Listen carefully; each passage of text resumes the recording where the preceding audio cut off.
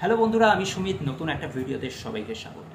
তো আজকের এই ভিডিওতে যে বিষয় দুটো নিয়ে কথা বলবো সেটা এক তো অবশ্যই কিং খান থাকছে, এবং তার পাশাপাশি আল্লু অর্জুনের সর্বকালীন শ্রেষ্ঠ ছবি পুষ্পা দ্য রুলের কথাও উঠে আসবে। তো অবশ্যই শুরু করব ভিডিওটা, কিন্তু তার আগে বলে রাখি যে যারা এখন আমার চ্যানেল সাবস্ক্রাইব করোনি, প্লিজ চ্যানেলটাকে সাবস্ক্রাইব করে রাখবে এই ধরনের আরও নতুন নতুন আপডেট পেতে হলে। তো চলো ভিডিওটা শুরু করা যাক। তো প্রথমেই বলবো পুষ্পার কথা। যে সিনেমাটা আমরা দেখেছিলাম যে হিউজ একটা সাকসেস ছবি, এবং তারই ফ্র্যাঞ্চাইজির হাত ধরে অর্থাৎ সেই ছবির দ্বিতীয় পার্ট আসতে চলেছে পুষ্পা দ্য রুল, এবং এই ছবিটি কিন্তু সর্বকালীন ইতিহাস সৃষ্টি করতে চলেছে।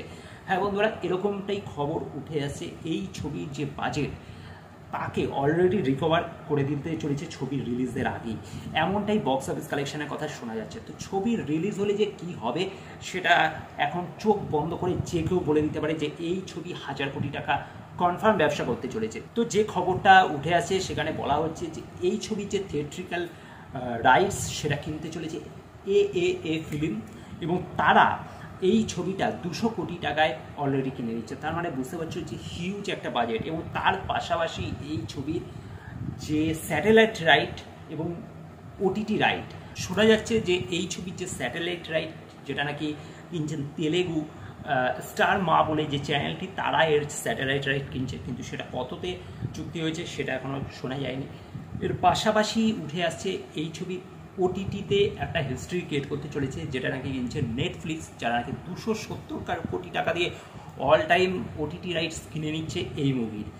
এবং পাশাপাশি এর যে মিউজিক রাইট সেটাও কিন্তু বিক্রি হতে চলেছে টি সিরিজের হাত ধরে 65 কোটি টাকা দিয়ে। তার মানে বুঝতেই পারছো একটা হিউজ কালেকশন জাস্ট রাইটস থেকে চলে আসছে ছবিটার। এর মধ্যে আমরা দেখলাম থিয়েট্রিক্যাল রাইট, যেটা এ ফিল্মস, যারা নাকি 200 কোটি টাকা, প্লাস রয়েছে নেটফ্লিক্স ওটিটি রাইট 270 কোটি টাকা, প্লাস মিউজিক রাইট 65 কোটি টাকা। স্যাটেলাইট রাইটটা এখনও শোনা যাচ্ছে না।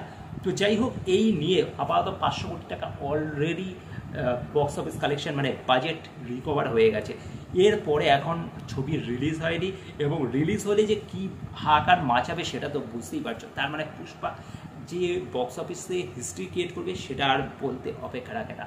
তো যাই হোক, এটা তো ছিল অবশ্যই পুষ্পাকে নিয়ে লেটেস্ট আপডেট, এবং তার পাশাপাশি আসবো কিং খানের কথায়। তো যে ছবিটি আসার কথা আছে তার আগামী দ্য কিং বলে, সেইখানে কিন্তু শাহরুখ খান শোনা যাচ্ছিল যে সে একটি ক্যামিওতে থাকবে এই সেই, কিন্তু সেরকমটা একেবারেই নয়, বরং যে সে এই ছবির লিড ক্যারেক্টার করতে চলেছে। হ্যাঁ বন্ধুরা, সেরকমটাই খবর উঠে আসে।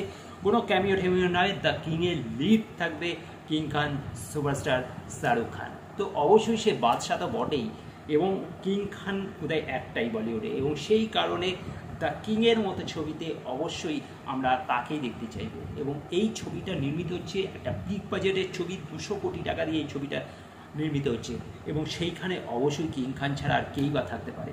তো এই ছবিটা শোনা যাচ্ছে যে হাইলি একটা ইমোশনাল এবং অবশ্যই একটা অ্যাকশন মুভি হতে চলেছে। পাশাপাশি এই ছবিতে কিন্তু শাহরুখ কন্যা সুহানা খানও থাকতে চলেছে। অবশ্যই এটা একটা টুইস্ট তো বটেই, এবং সুহানা খানের জন্য কিন্তু এইটা একটা বেটার, আমার মনে হয় তার যে কেরিয়ার সেই কেরিয়ারকে একটা বুস্ট দেবে। কারণ যার বাবা স্বয়ং কিং খান, এবং সে যেখানে এখানে ছবিতে রয়েছে লিড ক্যারেক্টারে, তো সেখানে তার কন্যার একটা অবশ্যই আলাদা হাইপ পাবে এই ছবিটা দিয়ে। তো এই ছবির মাধ্যমে যদি সে বড় পর্দায় ডেবিউ করে, তো অবশ্যই সেটা তার জন্য একটা বেটার আমার মনে হয় হবে। তো দেখা যাক ছবিটার শুটিং কবে কি শুরু হয়। অবশ্যই যদি তার কোনো আপডেট আসে তো আমি নিয়ে আসবো। তো সঙ্গে থেকেও চ্যানেলটা সাবস্ক্রাইব করে রাখতে ভুলবে না, আর ভিডিওটা যদি ভালো লাগে তো লাইক শেয়ার করে দিও। Thank you.